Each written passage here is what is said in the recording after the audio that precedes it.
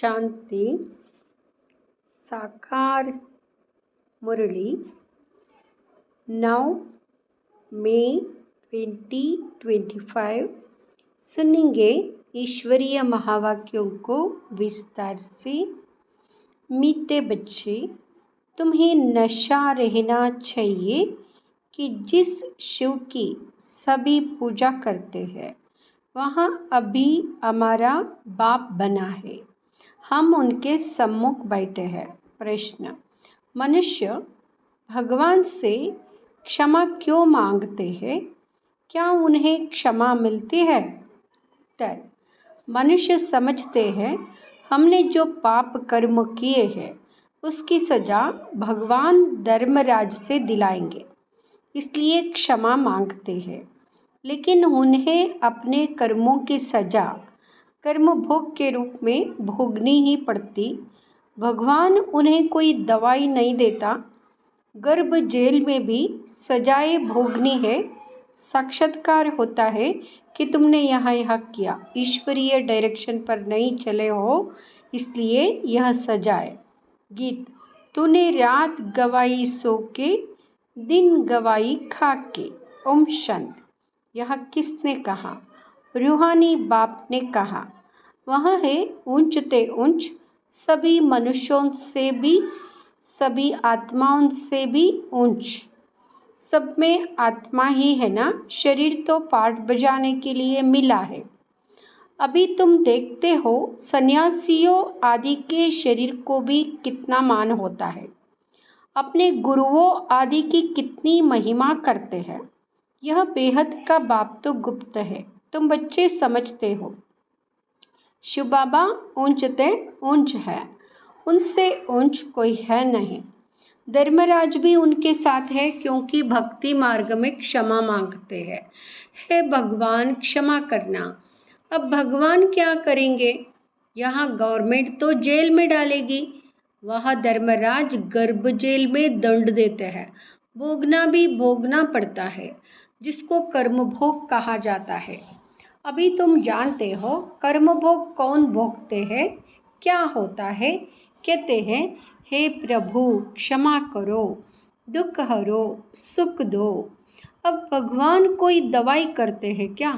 वह तो कुछ कर ना सके, तब भगवान को क्यों कहते हैं? क्योंकि भगवान के साथ फिर धर्मराज भी है। बुरा काम करने से ज़रूर भोगना पड़ता है। गर्भ जेल में सजा भी मिलती है। साक्षात्कार सब होते हैं, बिगर साक्षात्कार सजा नहीं मिलती। गर्भ जेल में तो कोई दवाई आदि है नहीं है। दुखी होते हैं तब कहते इस जेल से निकालो। अभी तुम बच्चे किसके सामने बैठे हो? ऊंचते ऊंच बाप है, परंतु है गुप्त, और सभी के तो शरीर देखने में आते हैं। यह शिव बाबा को तो अपना हाथ पाँव आदि है नहीं, फूल आदि भी कौन लेंगे? इनके हाथ से ही लेना होगा अगर चाहे तो, परंतु कोई से भी लेते नहीं। जिसे वह शंकराचार्य कहते हैं हमको कोई छुए नहीं, तो बाप कहते हैं हम पतितों का कुछ भी कैसे लेंगे? हमको फूल आदि की दरकार नहीं। भक्ति मार्ग में सोमनाथ आदि के मंदिर बनते हैं, फूल चढ़ाते हैं, परंतु मुझे तो शरीर है नहीं, आत्मा को कोई छुएगा कैसे? कहते हम पतितों से फूल कैसे लेवे? कोई हाथ भी नहीं लगा सकते, पतितों को छूने भी ना दे। आज बाबा कहते, कल फिर जाकर नरकवासी बनते हैं। ऐसे को तो देखे भी नहीं। बाप कहते हैं मैं तो ऊंचते ऊंच हूँ। इन सब सन्यासियों आदि का भी ड्रामानुसार उद्धार करना है। मुझे कोई जानता ही नहीं। शिव की पूजा करते हैं, परंतु उनको जानते थोड़े ही है कि यह गीता का भगवान है, और यहाँ आकर ज्ञान देते हैं। गीता में श्री कृष्ण का नाम डाल दिया, श्री कृष्ण ने ज्ञान दिया, बाकी शिव क्या करते होंगे? तो मनुष्य समझते हैं वहाँ आते ही नहीं। अरे पतित पावन श्री कृष्ण को थोड़े ही कहेंगे। पतित पावन तो मुझे कहते हैं ना। तुम्हारे में भी कोई थोड़े है जो इतना रिगार्ड रख सकते हैं। रहते कितना साधारण है, समझाते भी है। मैं इन साधुओं आदि सबका बाप हूँ। जो भी शंकराचार्य आदि है, इन सबकी आत्माओं का मैं बाप हूँ। शरीरों के बाप जो है वह तो है ही, मैं हूँ सभी आत्माओं का बाप। मेरी सब पूजा करते हैं। अभी वह यहाँ सम्मुख बैठा है, परंतु सभी समझते थोड़े ही है कि हम किसके सामने बैठे हैं। आत्माएं जन्म जन्मांतर से देहाभिमान पर हिरी हुई है, इसलिए बाप को याद नहीं कर सकते, देह को ही देखते हैं। देही अभिमानी हो तो उस बाप को याद करे और बाप की श्रीमत पर चले। बाप कहते, मुझे जानने के लिए सब पुरुषार्थी है।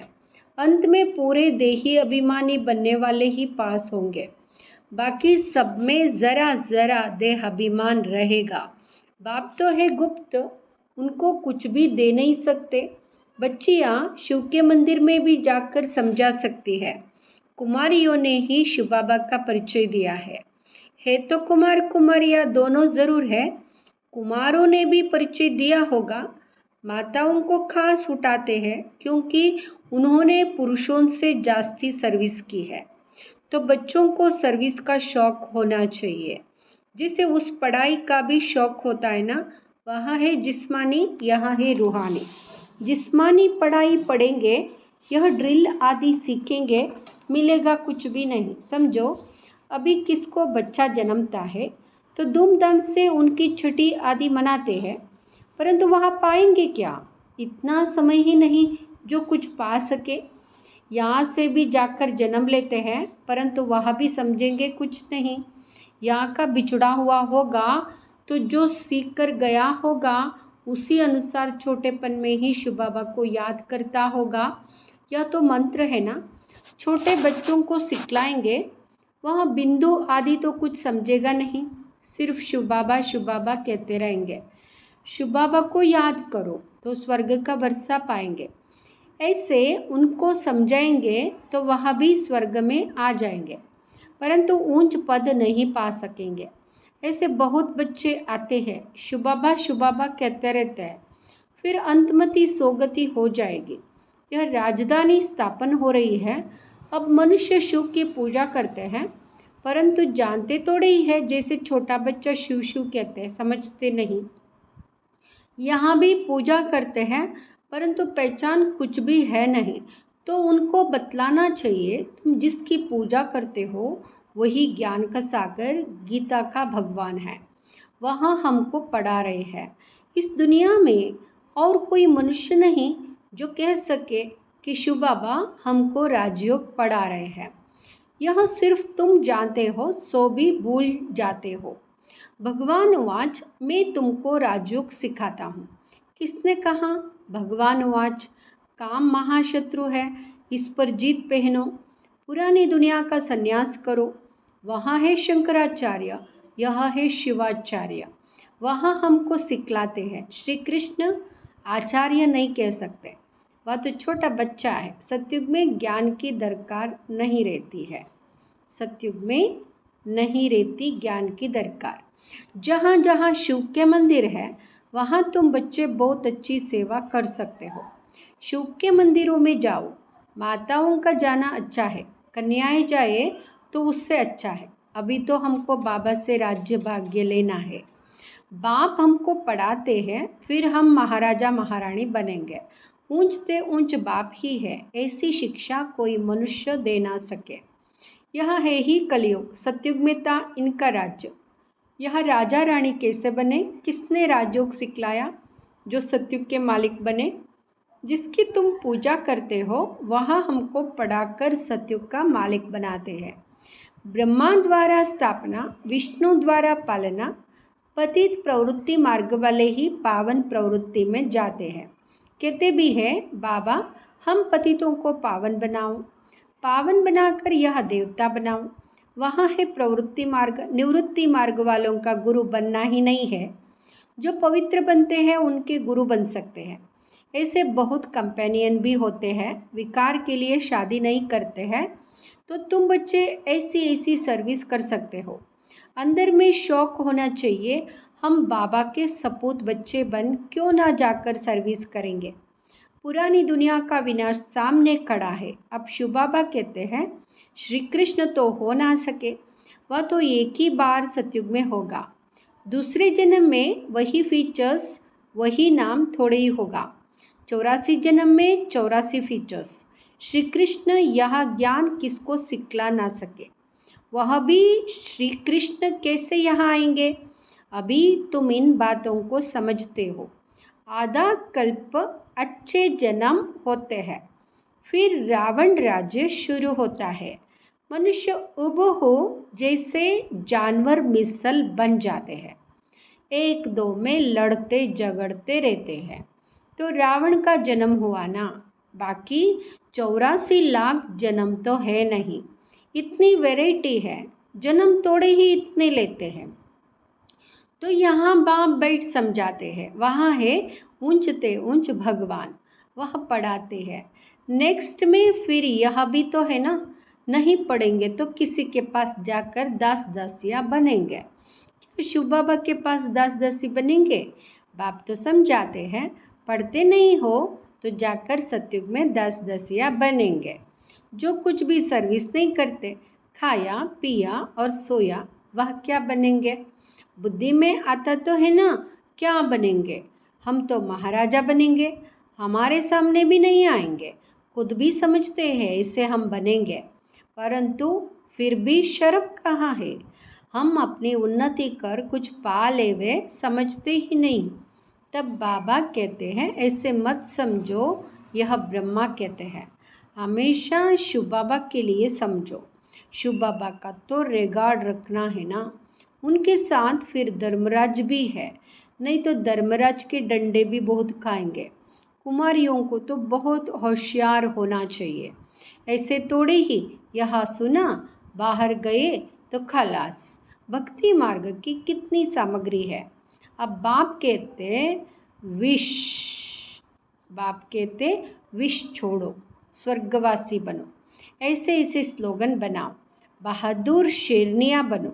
बेहद का बाप मिला है, फिर क्या परवाह। गवर्नमेंट धर्म को ही नहीं मानती है तो वहाँ फिर मनुष्य से देवता बनने कैसे आएंगे? वह कहते हम कोई भी धर्म को नहीं मानते, सबको हम एक समझते हैं, फिर लड़ते झगड़ते क्यों है? झूठ तो झूठ, सच की रखती भी नहीं है। पहले पहले ईश्वर सर्वव्यापी से ही झूठ शुरू होती है। हिंदू धर्म तो कोई है नहीं, क्रिश्चियन का अपना धर्म चला आता है, वह अपने को बदलते नहीं है। यहाँ एक ही धर्म है जो अपने धर्म को बदल हिंदू कह देते हैं, और फिर नाम कैसे कैसे रखते हैं, श्री श्री फलाने। अभी श्री अर्थात श्रेष्ठ है कहा, श्रीमत भी किसी की नहीं, या तो उन्हों की आयरन एजड मत है, उनको श्रीमत कैसे कह सकते हैं? अभी तुम कुमारियाँ खड़ी हो जाओ तो कोई को भी समझा सकती हो, परंतु योगयुक्त अच्छी होशियार बच्चियाँ चाहिए। अच्छा, मीठे मीठे सिकिलदे बच्चों प्रति माता पिता बाप दादा का याद प्यार और गुड मॉर्निंग। रूहानी बाप की रूहानी बच्चों को नमस्ते। हम रूहानी बच्चों के रूहानी माता पिता बाप दादा को याद प्यार गुड मॉर्निंग नमस्ते शुक्रिया बाबा। धारणा के लिए मुख्य सार। फर्स्ट, अपनी उन्नति करने के लिए बाप की सर्विस में तत्पर रहना है। सिर्फ खाना पीना सोना यह पद गवाना है। दूसरा, बाप का और पढ़ाई का रिगार्ड रखना है। देही अभिमानी बनने का पूरा पूरा पुरुषार्थ करना है। बाप की शिक्षाओं को धारण कर सपूत बच्चा बनना है।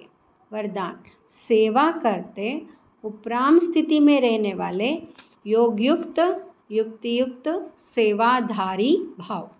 सेवा करते उपराम स्थिति में रहने वाले योगयुक्त युक्तियुक्त सेवाधारी भाव। जो योग युक्त युक्तियुक्त सेवाधारी है, वह सेवा करते भी सदा उपराम रहते हैं। ऐसे नहीं सेवा ज़्यादा है इसलिए अशरीरी नहीं बन सकते, लेकिन याद रहे कि मेरी सेवा नहीं बाप ने दी है तो निर्बंधन रहेंगे। ट्रस्टी हूँ, बंधन मुक्त हूँ, ऐसी प्रैक्टिस करो। अति के समय अंत की स्टेज कर्मातीत अवस्था का अभ्यास करो। जैसे बीच बीच में संकल्पों की ट्रैफिक को कंट्रोल करते हो, ऐसे अति के समय अंत की स्टेज का अनुभव करो, तब अंतिम समय नज़दीक ला सकेंगे। स्लोगन: शुभ भावना कारण को निवारण में परिवर्तन कर देती है। ओम